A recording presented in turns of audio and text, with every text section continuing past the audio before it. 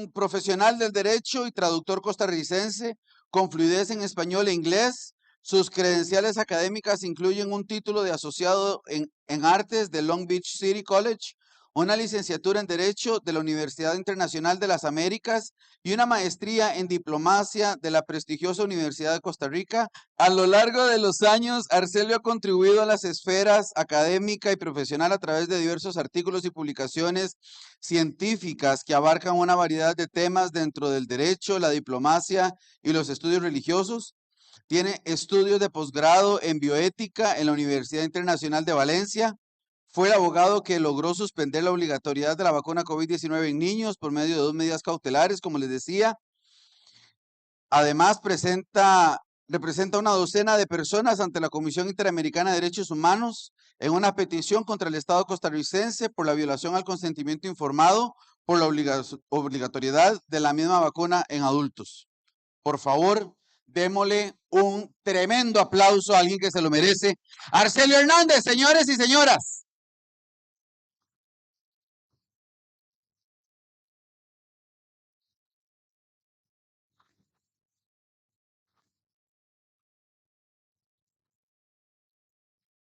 Muchas gracias. Muchas gracias, Marco.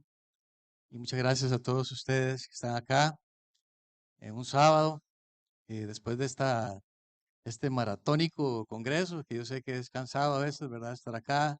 Especialmente muchas gracias a los invitados internacionales, los doctores que nos acompañan desde Sudamérica, desde México, desde Europa. Es un privilegio tenerles acá.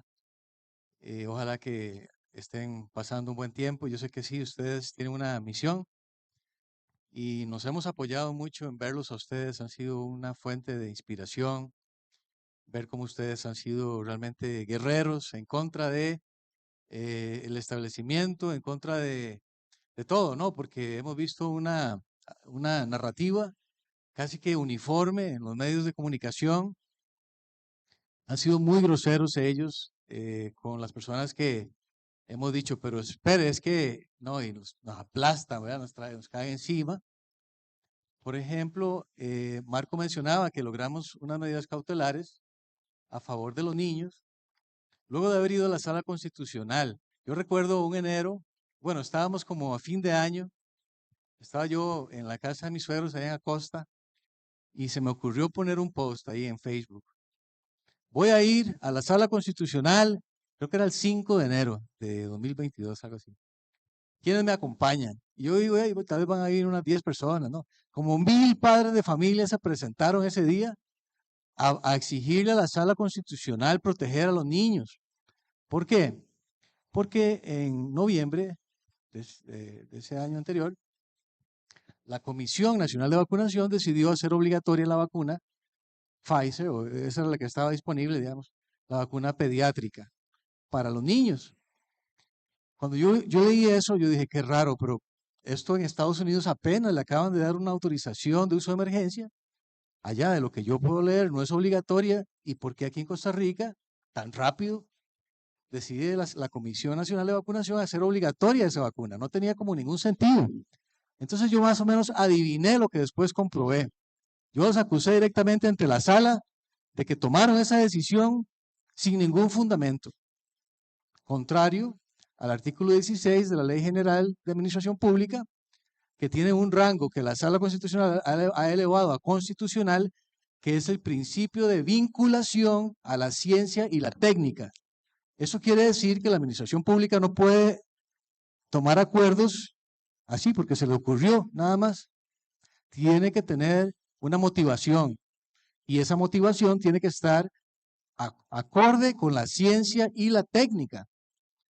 Eventualmente logré, porque la comisión tuvo que dar un informe a la sala, entonces ahí pude ver el acuerdo, o sea, ese día, fue en noviembre, las razones que dieron para hacer obligatoria esa vacuna. Y a mí entonces ahí se me confirmó lo que yo hice con base, así se los digo honestamente, con pura sospecha.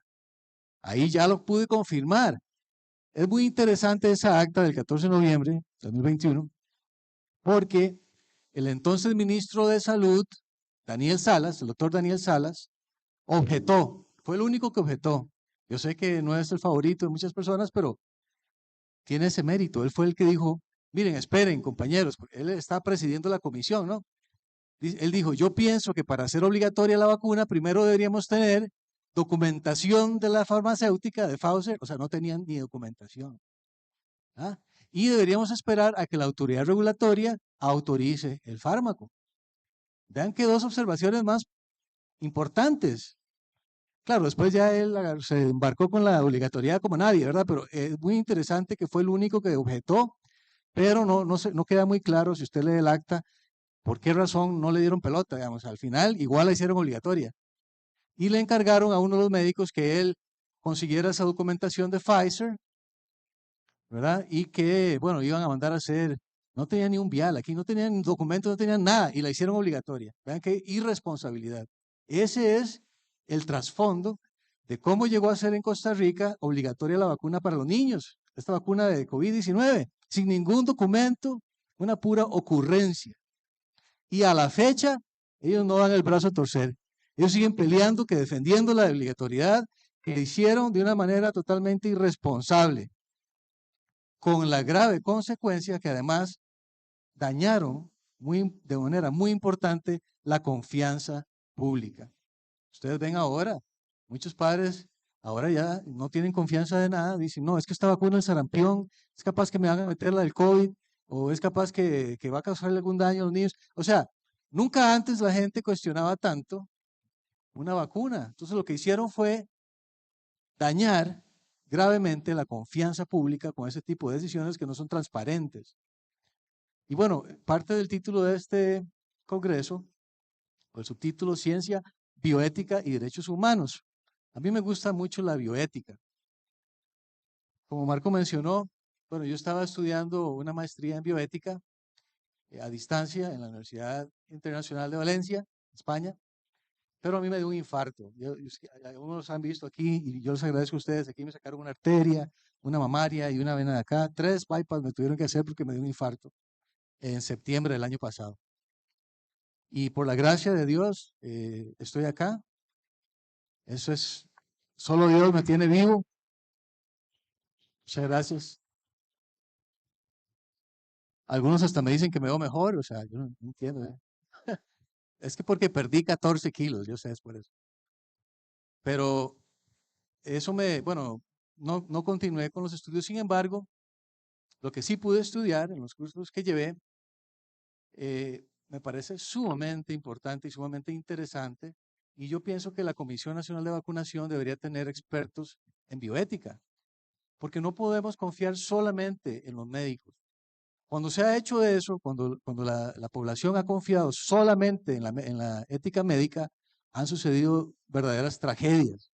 Por ejemplo, lo que sucedió bajo la Alemania nazi, ¿verdad? Que no se respetó la dignidad humana, se le dio prioridad al avance de la ciencia, y entonces agarraban a los judíos y hacían todo tipo de experimentación con ellos. Claro, avanzó mucho la ciencia. Algunos todavía hoy día defienden eso, imagínense, pero yo digo que no. O sea, hay que respetar la dignidad de las personas. El informe Belmont se dio en Estados Unidos luego de que experimentaron con unas personas de raza negra y sabiendo ya que la penicilina curaba la sífilis, no quisieron administrársela. ¿Por qué? Porque querían ver cómo se desarrollaba hasta sus últimas consecuencias la sífilis. ¿Qué pasa ahí? Que el ser humano, su dignidad pasa a un segundo plano. Lo más importante es el avance de la ciencia o la protección de la colectividad. Y ese es un tema, digamos, es bastante complejo. Hay unos principios que no se los voy a explicar acá porque nos daría toda la tarde sobre lo que es la bioética, pero básicamente del informe Belmont salieron 3 y luego se agregó un cuarto. Y quiero más o menos hacer un resumen de qué es lo que dicen las personas que defienden la vacunación obligatoria. Y algunos se asustan porque aquí hay un libro que se llama ¿Cómo evitar la próxima pandemia? De Bill Gates. ¿Y por qué está haciendo usted con eso? Digo, no, es que hay que saber cómo piensan, ¿verdad? Esas personas para tener contraargumentos, ¿cierto? Usted no sabe y ahí está adivinando. ¿Qué dicen las personas que defienden la obligatoriedad? Que hay muy pocos países en el mundo que tienen una ley como Costa Rica. Costa Rica fue el primero y único país del mundo esta vez que hizo obligatoria la vacuna en los niños. Vean ustedes la magnitud de lo que sucedió en este país. Y mucha gente ni sabe, ¿verdad? Porque los medios de comunicación, por ejemplo, ustedes recuerdan el caso de Mateo, el niño que vacunaron a la fuerza en el hospital de Heredia. Ok, a ese niño esa situación causó una indignación tal que un grupo de padres que estaban afuera del hospital, yo estaba ahí también, yo había ido por la mañana con la diputada, entonces diputada Shirley Díaz. Algunos de ustedes saben que yo fui asesor legislativo años. Esa vez acompañé a la diputada Shirley Díaz para hablar con la directora del hospital para ver por qué estaban reteniendo a ese niño. El niño, digamos, había sufrido una crisis asmática, ya se había recuperado, pero de pronto a una de las doctoras se le ocurrió, no lo dejen salir. Primero vamos a vacunarlo. Y los padres dijeron, no, es que él tiene ciertas alergias, mejor preferimos hacerle primero exámenes, y no respetaron la voluntad de los padres. Fue algo horrible, fue un ultraje a esta familia, Saborío. Muy doloroso, la verdad, porque agarraron a la mamá a la fuerza, la sujetaron, le metieron las uñas, ella quedó toda raspada. Ella estaba embarazada, imagínense ustedes, con embarazo, y no respetaron ni siquiera el estado de gravidez. Varios oficiales de seguridad, y alguien en ese momento llamó y ella contestó el celular y quedó grabado el momento en audio. Y se escucha a ese niño dar unos gritos. Es un niño TEA, además. O sea, eso fue algo, un ultraje a esa familia. ¿Sabe qué decían los medios? Me llamaban a los días para saber si ya le habían puesto la segunda dosis a Mateo. Eso era lo que les importaba. Y bueno, nosotros acudimos a valientes como el doctor Carlos Orozco. Un aplauso para el doctor Carlos Orozco, que nos dio, que revisó a Mateo y nos dio una contraindicación médica porque él sí sufrió, él se le salieron unas ronchas y todo. Era un niño que de verdad meritaba primero un estudio. De hecho, una de las magistradas, porque yo fui a la sala en esa ocasión, dijo que debería respetarse este criterio de los padres y esperar. Pero no, en ese momento todo era una premura por vacunar a los niños y a Mateo lo quisieron agarrar de ejemplo. Vean lo que le podemos hacer si ustedes no permiten la vacunación. Eso fue básicamente el mensaje del gobierno. Y entonces los medios me llamaban cuando yo les decía, no lo han vacunado, no salía nada en los medios, no pasaba nada. Ellos que querían sacar en los titulares, vacunan por segunda vez a Mateo. Eso era lo que les importaba a los medios de comunicación. Pero como no les daba gusto, no sacaban nada. Ese es un problema que tuvimos, que los medios de comunicación, vea, Canal 7 hasta la fecha nunca ha mencionado las medidas cautelares que nos dieron, nunca. Bueno, que yo sepa, no sé si ustedes lo vieron, Canal 7. Sí salió en medios como La Nación, Semanario Universidad, Amelia Rueda. Yo quiero ponerles a ustedes en contexto todo esto, como transportándonos en el tiempo al momento en que yo presenté aquel primer amparo. No sé si nos pudiera ayudar, don Carlos, ahí con un videito que vamos a ver un momentito.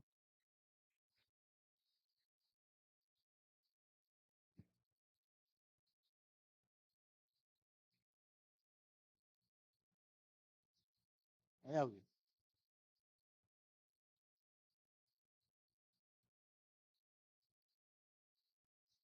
El padre de familia, que es abogado, que presentó el recurso esperando y debe estar cabo esperando. Ya tengo a Marcelio Hernández en línea telefónica, el padre de familia, que es abogado, que presentó el recurso ante la sala. Don Arcelio, ¿por qué presenta el recurso y qué expectativas, usted es abogado, tiene de cambiar la historia con este recurso? Buenos días, Amelia. Primero que nada, gracias por tenerme en su programa. Yo voy para la oficina como muchísimos costarricenses, estoy seguro, escuchando su programa. Bueno, en principio se presenta el recurso porque no hay estudios costarricenses que justifiquen que a los niños se les vacune, por menos obligatoriamente. En un país del mundo hay todo esto, pero en Estados Unidos, donde está la FDA y está Pfizer, que fue la que hizo el estudio con 3.000 niños vacunados, el resto fueron paseos. Ni siquiera ahí se les ha ocurrido hacer obligatoria la vacunación para los niños pequeños de 5 años. Entonces, por violación a ese principio de vinculación a la ciencia y la técnica, es que yo estoy como ese recurso, porque eso tiene que ver con la razonabilidad de la medida. Entonces nos anuncia el Ministerio de Salud que desde marzo, cuando publicaron eso, entonces ya tenían un mes de los niños y hasta ahora nos avisan. Entonces, me parece que es totalmente arbitraria la emisión de vacunación. ¿Y cree que los elementos son suficientes para que la Sala Cuarta pues haga reconsiderar y sentencia en sentido contrario a lo que ha dicho el gobierno? Yo creo que sí, porque hay bastante diferencia de que los actos tienen que estar acordes con la ciencia, ¿verdad? Y con la técnica. En Costa Rica no se han hecho ningún tipo de estudios, entonces no sé cuál es la motivación realmente. Alega la comisión que es por el interés superior del niño, pero ese interés superior del niño lo definimos nosotros los adultos. Yo me pregunto, ¿qué necesidad hay de hacer obligatoria la vacunación cuando ni siquiera en Estados Unidos allá los padres pueden decidir? Hay muchos padres que dicen, yo me voy a esperar un par de años a ver cuáles son los efectos a mediano y largo plazo de esta nueva plataforma RNN en niños. Ya hemos visto efectos secundarios muy graves. Hoy me enteré de un caso específico, lo subí en mi perfil de Facebook, un niño de la entrevista a la mamá, se entrevista a la mamá y se entrevista al niño con el síndrome de Guillain-Barré, que le dejó básicamente en una silla de ruedas después de ser vacunado aquí en Costa Rica. Entonces, estos efectos secundarios, los padres debemos poder esperar, no que nos obliguen de esta manera, a trompada el ojo como nos lleva la Comisión Nacional de Vacunación y Seguridad. Arcelio Hernández, él es padre de familia de un grupo grande de niños y tiene esa preocupación y la preocupación se basa en que habría que esperar para ver qué efectos efectivamente va a tener en los niños. ¿De acuerdo? Y eso... Bueno, no sé si pudieron entender, se escucha un poquito difícil, pero lo que básicamente me preguntaba doña Amelia Rueda era si creía que íbamos a cambiar la historia de Costa Rica, ¿verdad? Porque históricamente en Costa Rica la vacunación es casi que una religión, o sea, aquí no se puede cuestionar una vacuna porque la gente se molesta, se enoja, de verdad se enoja. O sea, es como que, es más, yo hace unos días, en un chat de vecinos que tenemos ahí en Moravia, tuve la idea de compartir ahí un documentito para si algún padre no quería que inocularan a los niños, cosas de esas. Y bueno, me han caído encima de una manera, ustedes no tienen idea. ¿Por qué? Porque cometí el sacrilegio de cuestionar una vacuna. O sea, es que es como una religión realmente aquí en Costa Rica. Y ustedes vieron, la doctora Acevedo nos mostró un gráfico donde Costa Rica tiene más allá del promedio, está 89%, o sea, es de los países que aman, adoran las vacunas. Entonces, ella me pregunta que si creía que íbamos a cambiar el rumbo de Costa Rica. Bueno, ¿qué pasó en ese caso? La Sala Constitucional, al final, en un voto dividido, 5-2, dos magistradas salvaron el voto y dijeron que no iban a conocer el caso en esa sede porque el amparo es una sede, es un proceso sumario y que ahí no podían conocer aspectos técnicos, ni recibir peritos, ni todo eso, que todo eso, si quería yo, lo podíamos hacer en la sede de lo contencioso administrativo. Dos magistradas salvaron el voto y dijeron, miren, por los intereses que hay en juego, salvamos el voto y decimos, denle al recurrente la oportunidad de convertir esto en una acción de inconstitucionalidad para conocerlo nosotros, porque está de por medio, interés superior del niño, patria potestad, salud de los niños, son intereses, digamos, de derechos fundamentales, derechos humanos. Pero así quedó 5-2. Ahora, mucha gente, ya, los medios de comunicación agarraron eso y lo torcieron, diciendo, Sala rechaza, ¿verdad? La Sala rechazó. Sí, la Sala rechazó, pero no cerró la puerta totalmente. Es más, directamente dijo que si lo teníamos a bien, podíamos acudir al juez de lo contencioso para ver esos aspectos ya más ampliamente. Y fue lo que hicimos. Entonces, preparé una demanda con una solicitud de medida cautelar para niños de 12 años para abajo. En primera instancia, una jueza, Cindy Chavarría, rechaza la medida. Entonces, bueno, ya otra vez, ¿verdad? Todo el mundo desanimado. Yo dije, no, vamos a apelar esa sentencia, esa resolución. Y en segunda instancia, el Tribunal Contencioso Administrativo hizo una audiencia y ahí pudimos ser escuchados. Y eso fue un tribunal de 3 jueces esta vez, no era solo una, eran 3 jueces. Era una jueza y 2 jueces, si no me equivoco. Sí. Ok. Planteamos los motivos de disconformidad y sucedió algo extraordinario. Bueno, no resolvieron en ese momento, dijeron, vamos a deliberar, ¿verdad? Y bueno, esa era la tensión que iba a pasar, ¿verdad? Y llego un día a la oficina, abro el correo y ahí está la notificación del Tribunal de Apelación, Contencioso Administrativo, Tribunal de Apelaciones de lo Contencioso Administrativo, y era ¿verdad? ¿Qué va a pasar? Y abro ese correo y por supuesto, como hacemos todos los abogados, me voy para abajo para ver el por tanto, ¿verdad?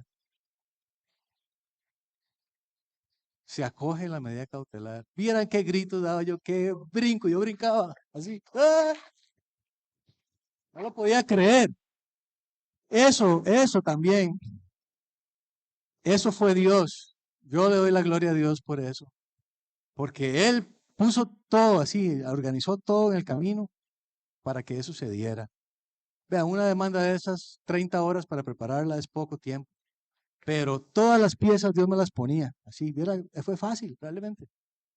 Que quería hablar sobre tal tema y me aparecía tal cosa. O sea, fue algo, los mismos padres me mandaban documentos y de ahí agarraba yo ideas. Y fue fácil, la verdad, porque Dios estaba guiándome a hacer eso. Yo le doy la gloria a Dios. Y estamos en un lugar donde normalmente se adora a Dios. Si usted no cree en Dios, no se sienta ofendido, por favor. Pero los que creemos en Dios, cuando vemos la mano de Dios, es algo que no podemos callarlo, ¿verdad? Y esto fue Dios, o sea, fue luchar contra todo el aparato mediático, contra todo un establecimiento, gente que se cree experta y que en realidad no sabe nada, pero están ahí promoviendo ciegamente algo que no se sabe si es seguro o no para los niños. Porque, como decía la doctora Acevedo también, usted no puede, un embarazo que dura 9 meses, porque avanzó mucho la ciencia, vamos a hacerlo durar 2. No, no se puede eso. Hay cosas que solo el tiempo lo van a revelar. Por cierto que, yo les mencioné este libro de Bill Gates. Bill Gates dice que sus primeros pasos en la vacuna los dio en los años 90. Yo no entiendo cómo alguien que no es profesional en medicina ni nada, tiene tanto poder en este tema, ¿verdad? Es algo increíble. Pero él menciona por ahí, dice aquí, en futuros brotes mediremos el tiempo que transcurrirá entre el primer caso y la primera vacuna, no en años ni en meses, sino en semanas, dice él. Vea lo que él piensa que se puede hacer supuestamente sin sacrificar seguridad. Eso está en la página 203 del libro, porque algunos cuando hablan de Bill Gates, eso son teorías de conspiración. Bueno, si yo compré esto en la librería internacional y ahí dice Bill Gates, yo creo que eso fue lo que escribió él, ¿verdad? Y entonces parece increíble que una persona que no es virólogo ni mucho menos, es el que se siente con la potestad de decir que esto no debería durar ya lo que normalmente debe durar un ensayo clínico para ver si es realmente seguro un medicamento. Algunos se preocupan porque recientemente el Ministerio de Salud dijo que ya dieron un registro sanitario para unas vacunas COVID. No sé si ustedes lo escucharon. Unas monovalentes y que ya el registro sanitario está. Bueno, yo les quiero decir que si ustedes leen esas medidas cautelares, aquí voy a hacer un pequeñito comercial, allá atrás hay un libro que se llama El consentimiento informado, donde están las medidas cautelares ahí textualmente, ustedes lo pueden leer.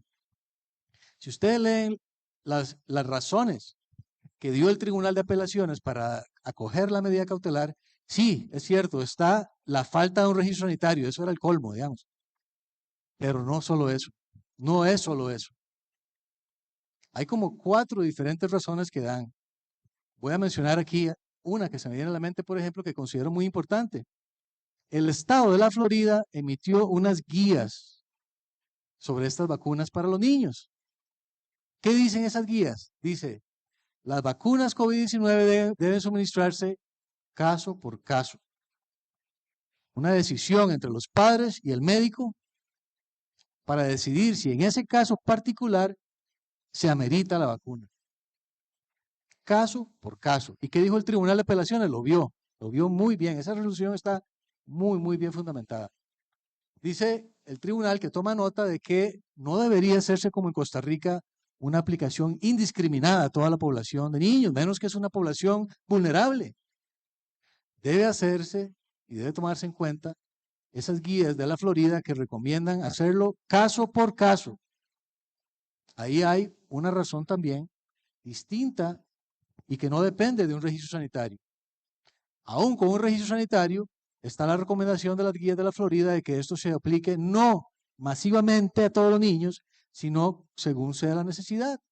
Porque de todos modos sabemos que los niños, ya nos han explicado los médicos acá, no tienen un especial riesgo de esta. Normalmente, tal vez alguna calentura, algo leve, no es un verdadero peligro. El doctor Carlos Orozco nos habló del mínimo riesgo que representa realmente, objetivamente, esta infección en los niños. Esa fue otra razón. Después, nosotros aportamos una traducción oficial de un documento de la Organización Mundial de la Salud, que, bueno, esta vez hizo algo que me pareció bueno, donde ellos analizan el tema de la obligatoriedad y específicamente tocan el punto de la educación, si se debe o no se debe condicionar el que un niño vaya a la escuela a que esté vacunado. Y ese punto lo tocan muy claramente y no recomiendan limitar el derecho a la educación de un niño por el tema de esta particular vacuna, que dice que apenas está en autorización de uso de emergencia en ese momento, que estaba en estudios, que hay muchos factores, por ejemplo, las nuevas variantes, ahí lo mencionan en ese documento, que no hacen recomendable la obligatoriedad, por lo menos no por como condición para ir a la escuela. No sé si ustedes recuerdan que eso se estuvo hablando, y en estos días se ha estado escuchando de nuevo, con la vacuna del sarampión, otra vez vuelven a hablar de lo mismo. Dejamos que vayan a la escuela sin la vacuna del sarampión, ya está cuestionándose otra vez, porque el tema de la obligatoriedad es bastante complejo y no hay realmente una sanción que la ley establezca. Por ejemplo, vea, en Costa Rica el sufragio es obligatorio, así lo dice la Constitución.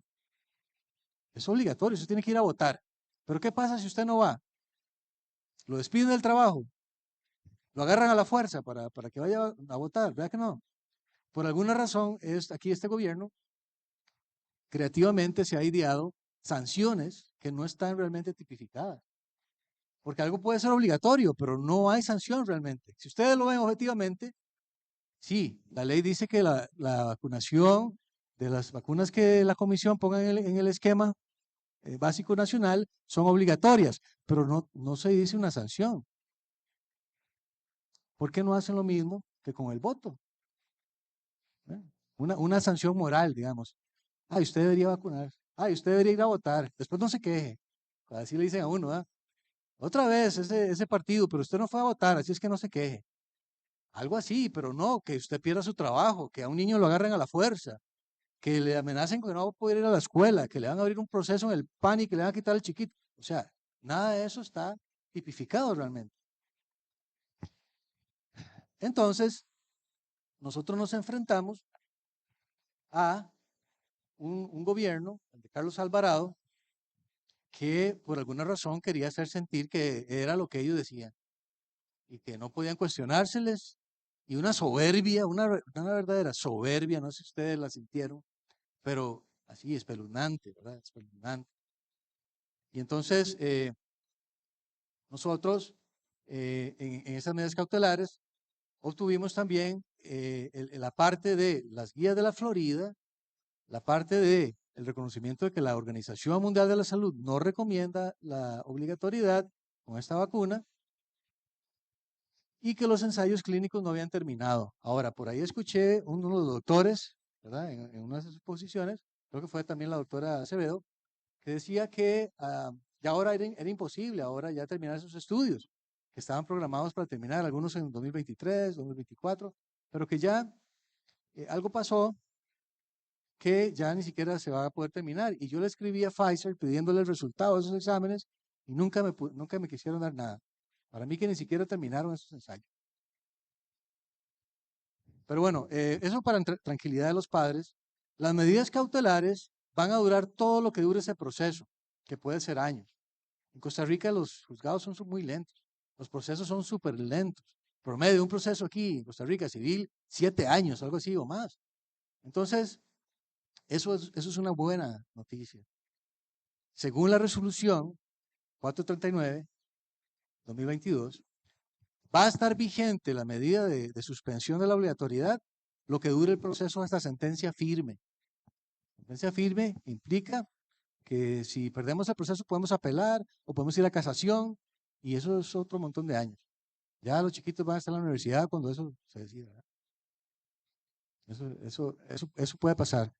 Pero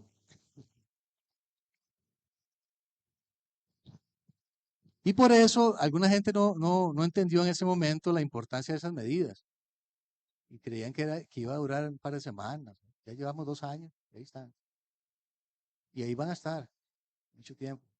Y la Comisión Nacional de Vacunación, de vez en cuando, en las actas ustedes lo pueden ver, tienen reuniones confidenciales, secretas, con la Procuraduría para ver qué hacen con esos procesos.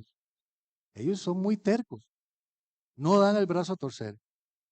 El presidente Rodrigo Chávez ha salido a decir que él no está de acuerdo con la obligatoriedad y todo, pero él en eso no se mete. Y su gobierno sigue peleando conmigo. Entonces, si de verdad no está de acuerdo con la obligatoriedad, ¿por qué sigue peleando? No lo entiendo. No lo entiendo y hay gente que cree que es más bien gracias a Rodrigo Chávez que ahorita no tienen que preocuparse de eso, que hay muy poca información que se presenta por los medios de comunicación. Por eso yo siempre insto a los padres a compartir las medidas cautelares con los vecinos, con los familiares. Tenemos un grupo, cuando metimos el amparo hubo como 1000 coadyuvancias, mira qué montón de padres se unieron. Después hicimos un chat en el que hay más de 200 padres. Hace unas semanas tuvimos una primera reunión este año en mi casa, en Moravia. Tengo una cochera grande, eran como 50 personas. Porque la idea es que pienso yo que es importante la cohesión. Por eso la importancia de este tipo de eventos acá. Ojalá que ustedes conozcan personas, tomen números. Aquí hay gente también con las que difícilmente en situaciones normales uno podría pues hablar, ¿verdad? Relacionarse. Viera yo cómo me soñaba, algún día tal vez pueda hablar con la doctora Karina Acevedo, ¿verdad? ¿Usted se imagina tenerla ya de perito en el proceso?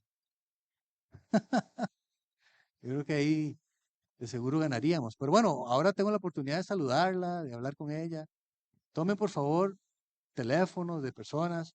Yo he querido crear esa cohesión y tenemos un grupo muy bonito, ya les digo, más de 200 padres que intercambiamos en ese chat ideas, documentos, hacemos actividades, pero esa cohesión es importante.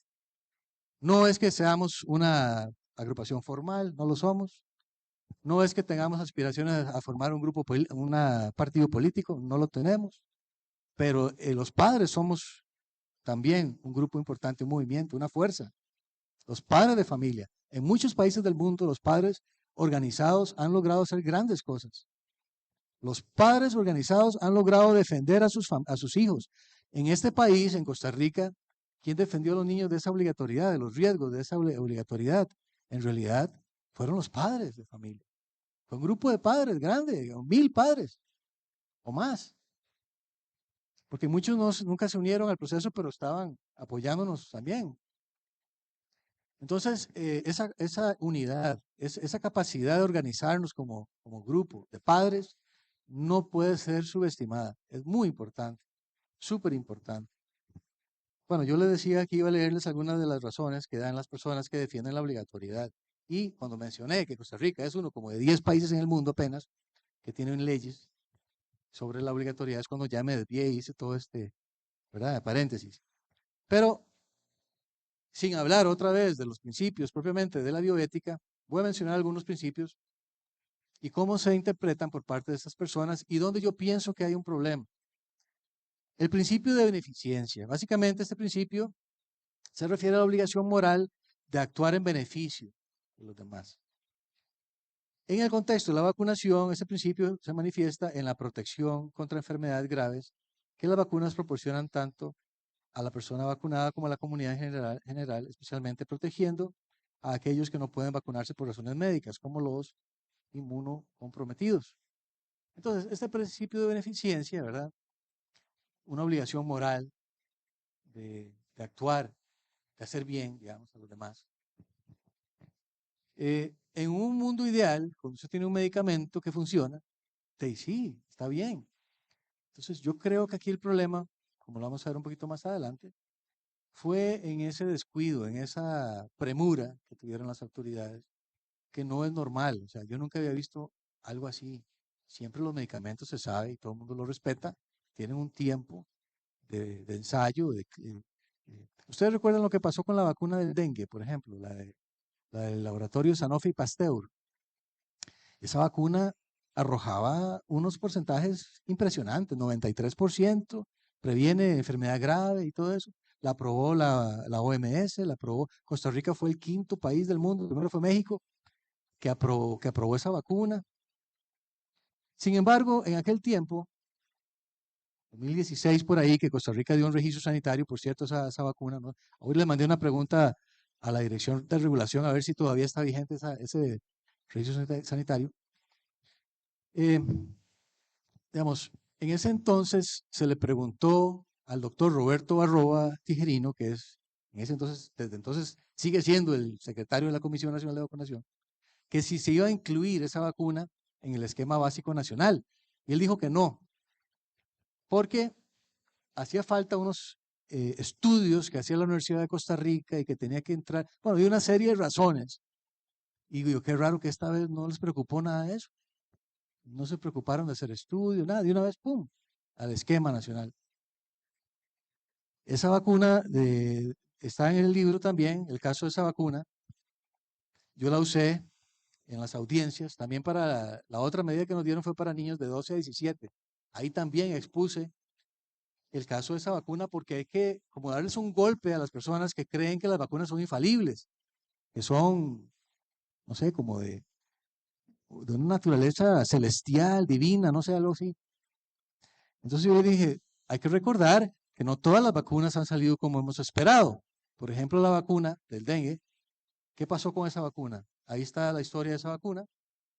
Cómo con el tiempo, porque solo el tiempo nos dice estas cosas, se descubrió que si un niño nunca había sido infectado por el dengue tiene 4 serotipos, ¿no? Si nunca había sido infectado por ninguno de esos 4 serotipos y se vacunaba, si le daba dengue, era grave el dengue y podía morir.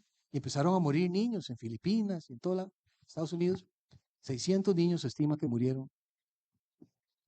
Y ya entonces empezó a decir la FDA que le preocupaba la cosa, ya empezó la OMS también. Y entonces, bajo la presión, Sanofi Pasteur retiró la vacuna del mercado. Entonces, no todas las vacunas, solo porque se les llame vacunas, que estas para peores ni siquiera son vacunas, según nos dicen los doctores. Y es cierto, usted ve el reglamento a la Ley Nacional de Vacunación y la definición que da ahí no calza con estas vacunas, no calza. Eso es un hecho objetivo. Y es muy extraño que aquí ignoren, no le hagan caso a eso, pero bueno. Pero eso demostró que una vacuna, solo porque se le llame vacuna, no quiere decir que sea infalible. Puede fallar y puede dar resultados muy distintos a los que se nos dice de protección a los niños y puede resultar hasta en su muerte. ¿Por qué? Porque se agrava la enfermedad como sucedió con la vacuna del dengue. Ahora, ustedes busquen en YouTube algún video que explique lo que pasó con esa vacuna. Solo están las de ese momento, 2016, 2018, que hablan maravillas de esa vacuna. No dicen que tuvo que retirarse del mercado, no dicen que 600 niños murieron por esas vacunas. Es una historia silenciada, una historia censurada, como por ejemplo fue censurado el video de la asamblea de YouTube, ¿verdad? Más o menos así. No va a encontrar usted un video de esos. Pero entonces luchamos contra ese tipo de prejuicios, de que todas las vacunas son seguras y que por lo tanto tenemos que aceptarlas y ojalá hacerlas obligatorias lo más rápido posible, sin estudios, sin nada, simplemente porque hay un prejuicio de que son buenas. Principio de justicia. Desde la perspectiva de la justicia, la vacunación obligatoria se defiende a menudo como una forma de distribuir equitativamente los riesgos y beneficios dentro de la sociedad. Eso implica asegurar que todos los que tengan el mismo acceso a las protecciones que ofrecen las vacunas y que nadie sea desproporcionadamente vulnerable a las enfermedades prevenibles. Bueno, en esto, digamos, ustedes han visto que la Organización Mundial de la Salud se ha preocupado que hay algunos países pobres que no les llegan casi las vacunas. Alguien dijo, un amigo español puso ahí que como en África casi nadie se vacunaba, seguramente eso era ya un cementerio, todo eso, ¿no? Y resulta que no. era muy diferente. O sea, pero bueno, ahí otra vez, el problema es, no podemos presumir que una vacuna sea segura y efectiva, como lo dijeron como un estribillo, segura y efectiva, o sea, ignorando la evidencia, ignorando todo.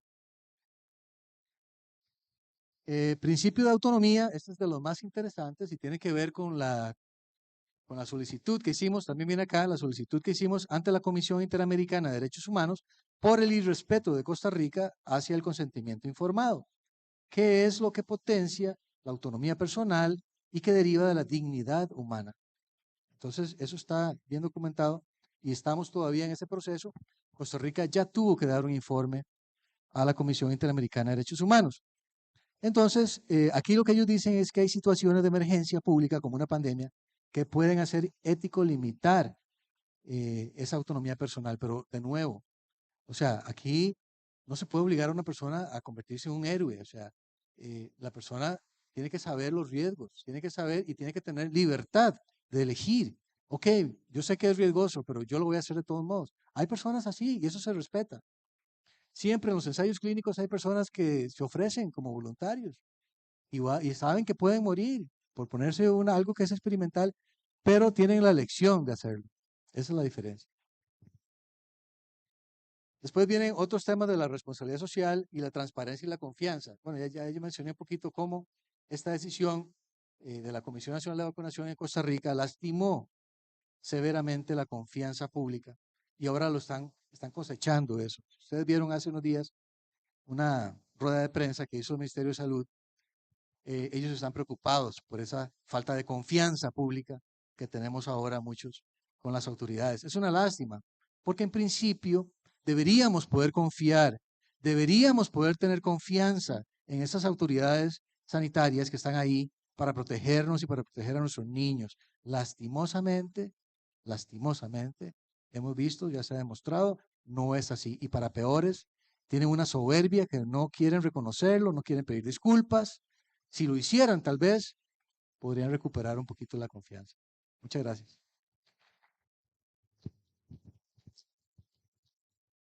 Muchísimas gracias, licenciado.